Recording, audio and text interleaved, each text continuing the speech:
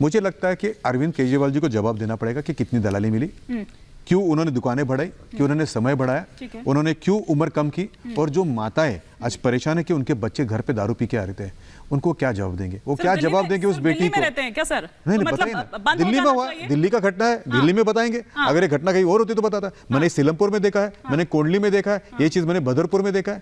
देखिए यमुना तो मेली कर दी, उसको तो साफ नहीं किया, डीटीसी बंद करा दी, शराब देकर लोगों को भी परेशान कर दिया। अब मुझे लगता है कि अरविंद केजरीवाल जी को जवाब देना पड़ेगा, रिजाइन करना। जरा चारू जी का रिएक्शन ले लूं, फिर आ रही हूं। निवान जी, अभी प्रेम जी और दुष्यंत जी भी हैं। जी चारू जी। देखिए, नैरेटिव जो होता है ना, सच से बनता है, एक टीवी स्टूडियो में बैठ के चिल्लाने से नहीं। अगर आज ये शिक्षा की बात करते हैं, जिस क्लासरूम का ये नाम ले रहे हैं, इन्हीं की अपनी आरटीआई रिपोर्ट ये बताती है वो क्लासरूम बनाने में चंद लाख रुपए लगते हैं, इन्होंने लगा दी उसके अंदर 50 लाख, बाकी के पैसे किसने कहाँ खाए पता नहीं। उसके बाद इन्हीं की आरटीआई की रिपोर्ट बताती है स्कूल तो है इनके पुराने चलते आ रहे हैं, क्योंकि लेकिन उन स्कूल में ना प्रिंसिपल है ना साइंस पढ़ाई जाती है। अस्पतालों की ये बात करते हैं तो अस्पताल इन्होंने एक भी नहीं बनाया, और इन्हीं की आरटीआई की रिपोर्ट बताती है। महिलाओं की बात ये अगर करना चाह रहे हैं तो इनको ये भी मैं याद दिला दूं, एनसीआरबी का डेटा बताता है द मोस्ट अनसेफ सिटी हमारे देश में अगर कोई है तो वो दिल्ली है, और ये आंकड़ा बढ़ता जा रहा है हर साल। क्या क्या मैं आपको बताऊं, पानी के नाम पर काला काला रंग का कुछ गंदा सा पानी आता है, वो भी जिसके घर आता है उसको शुक्रगुजार होना चाहिए, क्योंकि आधे लोगों के यहाँ तो टैंकर बुलाना पड़ता है। तो देखिए आप ना हर पैमाने पर फेल हो चुके हैं। और दिल्ली में जो आप बच्चे की बात करें, एक एक बच्चा बता देगा कि केजरीवाल सरकार के मंत्री जेल में क्यों है, और केजरीवाल जी को जेल क्यों हो सकती है, क्योंकि शराब में घोटाला किया है और वो पैसे कमाए हैं। और आजकल के जमाने में कोई पैसा ऐसे ढेर लगा के अपने घर पे नहीं रखता। चुनाव के टाइम जो हवाई जहाज आप बुक करते थे, हेलीकॉप्टर आप बुक करते थे, उसके पेमेंट कहां से करते थे?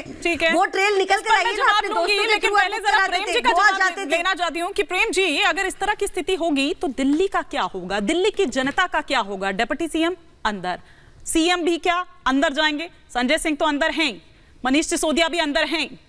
देखिए, कोई भ्रष्ट हो और जेल में जाए तो सब लोग उसको सराहते हैं कि सही है, लेकिन जो बात प्रज्ञा जी कह रही हैं वो बात तो ईडी कह ही नहीं पा रही है, एक सबूत तक नहीं दे पा रही है। सुप्रीम कोर्ट तक ने भी कहा था कि भाई मनीष सिसोदिया के खिलाफ तो आपके पास कोई ट्रेल ही नहीं है, पैसा कहाँ है?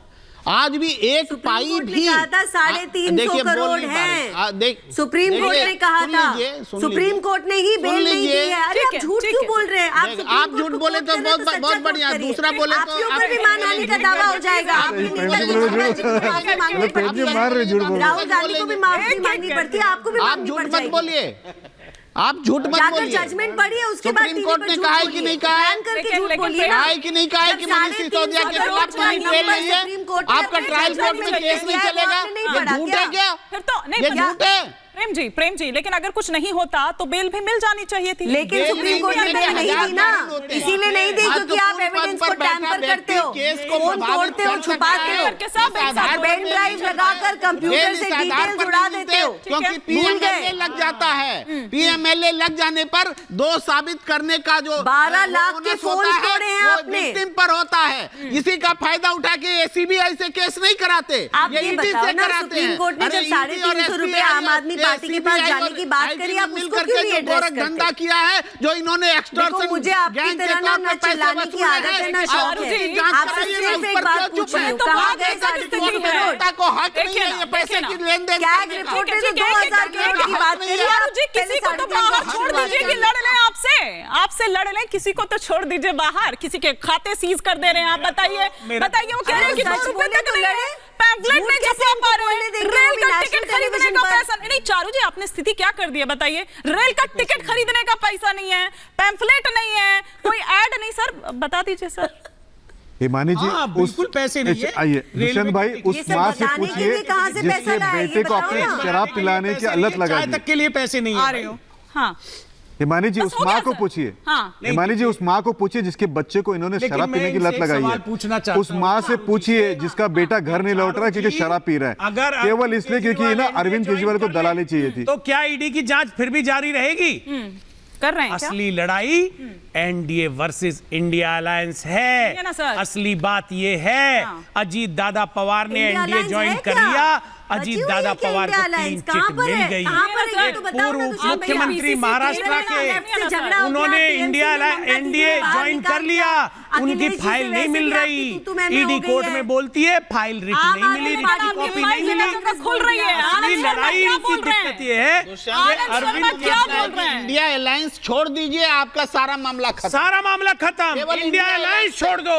सुनिए ना, लेकिन अरविंद केजरीवाल को हम अकेला नहीं छोड़ेंगे, जिसने लोकतंत्र बचाने का संकल्प लिया है, देश बचाने का संकल्प अरविंद केजरीवाल ने लिया है। हम सब अरविंद केजरीवाल ये सब उसको जेल पहुंचा के मानेंगे नहीं, ये सब उसको जेल पहुंचा के मानेंगे। लेकिन आज आनंद शर्मा ने कौन सी फाइल खोली है? दादागिरी देखिए आप। आज आनंद शर्मा ने आप इनकी बात सुनिए, क्या बोल रहे हैं कि सब अंदर जाएंगे। बिल्कुल, जो भ्रष्टाचारियों को सपोर्ट करेगा। आप किस तथ्य पर कह रहे हैं? भ्रष्ट लोगों के साथ क्या गुंडागर्दी है ये आपकी? क्या गुंडागर्दी है कि सब अंदर जाएंगे? मुझे लगता है कि थोड़ा बड़बोलेपन से बचना चाहिए। नहीं, वो हमारा काम नहीं है ना, सुनिए जी। सौरभ दुबे, लेकिन आप भी तो ऐसे किस जांच एजेंसियां हैं, वो ठीक करेंगे ना। है, तो लेकिन आप कोई ऐसे फैसला नहीं सुना सकते ना। एक सेकंड निवान शर्मा जी, एक सेकंड नहीं, सौरभ दुबे जी एक सेकंड। जब आप उनको कहते हैं, एक मिनट आपको रोक रही हूँ निवान शर्मा जी, एक सेकंड। जब सौरभ दुबे जी आप ये कहते हैं कि आप कैसे खुद को क्लीन चिट दे रहे हैं, तो आपको भी इस तरह का सवाल उठाने का कोई मतलब औचित्य नहीं है ना? नहीं, आपको हक है ना, तो फिर आप इस तरह का बोलेंगे तो उनको मर्चा लोकतंत्र को खत्म करना चाहते हैं।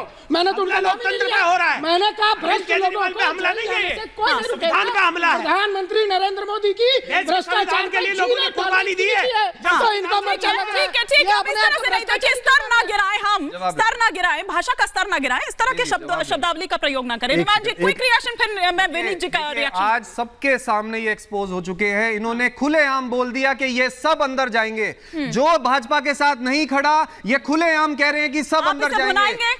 आज इन्होंने किस तथ्य पर इन पैनलिस्ट को बोला कि सब अंदर जाएंगे, ये जो अरविंद केजरीवाल का नाम ले रहे हैं, तो आज इनकी तरफ से ये पूरी तरह से एक्सपोज हो गए हैं। और उसके बाद इन्होंने ये बता दिया अरविंद केजरीवाल के पीछे पड़ने का कारण क्या है। ये चाहते हैं, ये ऐसा देश चाहते हैं जहां पे केवल और केवल वन नेशन और वन पार्टी हो और किसी पार्टी का कोई अस्तित्व ना हो। जो आवाज इनके खिलाफ उठे उसको ये जेल में डालने की बात करें। आपके सामने इन्होंने मान ली ये बात। आज पूरी तरह से ये एक्सपोज हो चुके हैं और इन्होंने अपनी विचार इंडिया के अंदर अलायंस नहीं है, जो इंडिया के अंदर कई पार्टियां नहीं है। नहीं सुनिए ना निवान शर्मा जी, और मैं ऐसा क्यों बोल रही हूँ निवान शर्मा जी, क्योंकि आज पहली बार है जब ईडी ने दिल्ली हाई कोर्ट में शराब घोटाले से जुड़ी जो फाइल है वो सौंपी है और उसमें बताया है केजरीवाल के खिलाफ। तो ऐसा नहीं है कि कुछ नहीं है, चाहे क्लीन चिट खुद को देते हो या फिर वो इस तरह के अनर्गल आरोप लगाते हो। विनीत जी, मैं जानती हूं कि आप कुछ रिएक्ट करना चाह रहे हैं, लेकिन समय इतनी इजाजत दे रहा है। बहुत शुक्रिया चारू जी आपका भी। और आप अच्छा एक लाइन निवान शर्मा जी, आप लोग रात को कैसे सो पाते हैं जब आप देखते हैं कि बच्चे जो शराब पी ठीक है, फिर से शुरू नहीं करना। बहुत शुक्रिया आप सभी का, बहुत शुक्रिया। आज के सफर में फिलहाल इतना ही, यहाँ पर रुकेंगे एक छोटे से ब्रेक